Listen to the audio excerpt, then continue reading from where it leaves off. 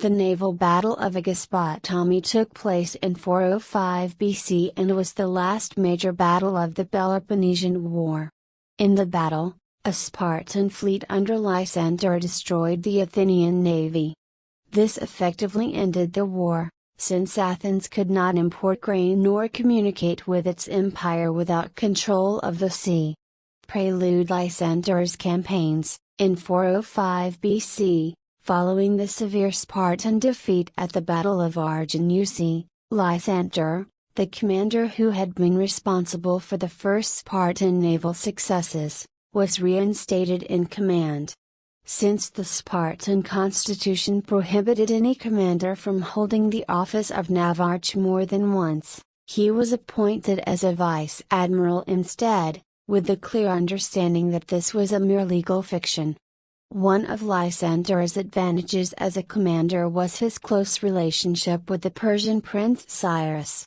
Using this connection, he quickly raised the money to begin rebuilding the Spartan fleet. When Cyrus was recalled to Susa by his father Darius, he took the unorthodox step of appointing Lysander as satrap of Asia Minor. With the resources of this entire wealthy Persian province at his disposal, Lysander was able to quickly reconstitute his fleet. He then set off on a series of campaigns throughout the Aegean. He seized several Athenian-held cities, and attacked numerous islands. He was unable to move north to the Hellespont, however, because of the threat from the Athenian fleet at Samos.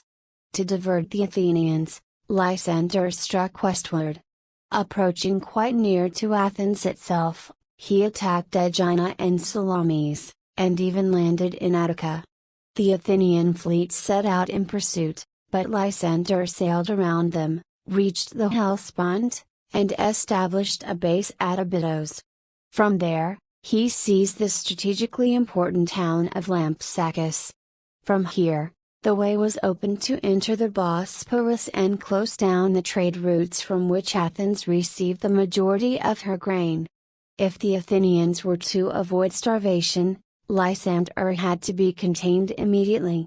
Athenian response. The Athenian fleet caught up with Lysander shortly after he had taken Lampsacus, and established a base at Sestos.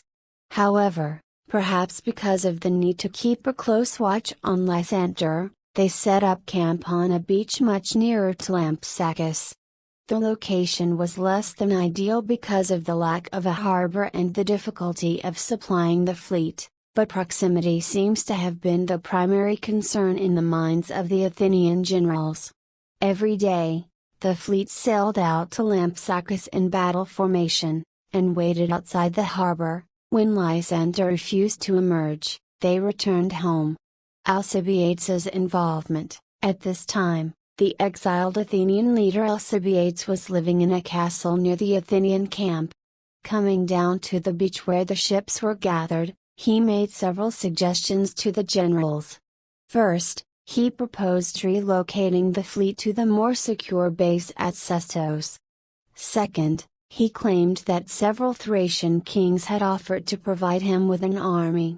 If the generals would offer him a share of the command, he claimed, he would use this army to assist the Athenians. The generals, however, declined this offer and rejected his advice, and Alcibiades returned home.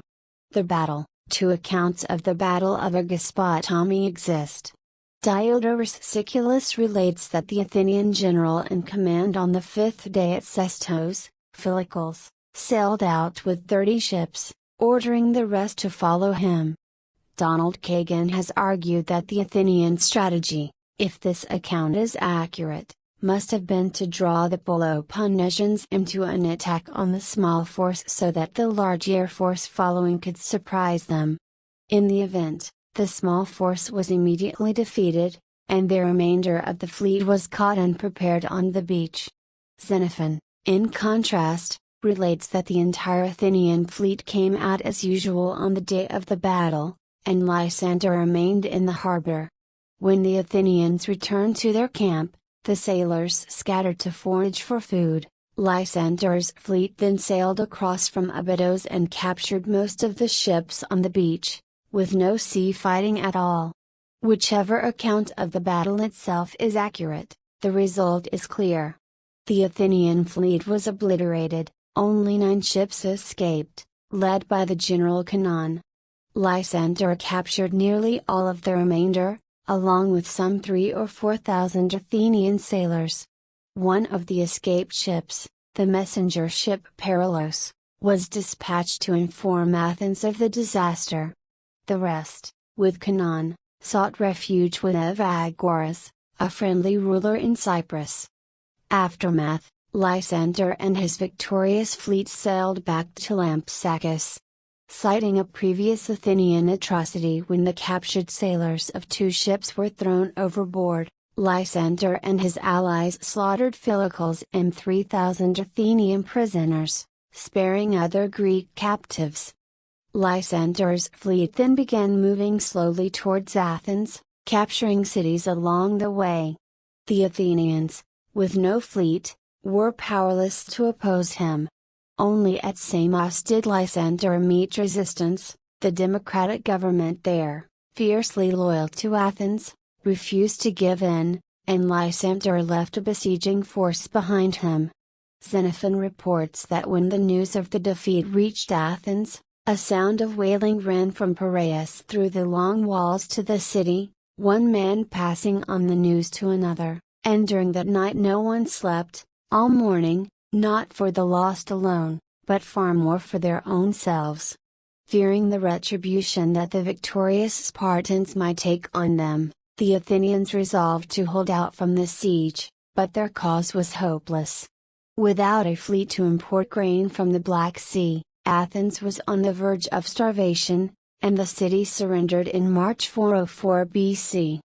The walls of the city were demolished, and a pro-Spartan oligarchic government was established, the so-called 30 Tyrants regime. The Spartan victory at Aegospotami marked the end of 27 years of war, placing Sparta in a position of complete dominance throughout the Greek world and establishing a political order that would last for more than 30 years. Commemoration of the battle: the Spartans commemorated their victory with a dedication at Delphi of statues of the triarchs who had fought in the battle. A verse inscription explained the circumstances. These men, sailing with Lysander in the swift ships, humbled the might of the city of Cyprus and made Lysander of the beautiful Chorus the high city of Hellas.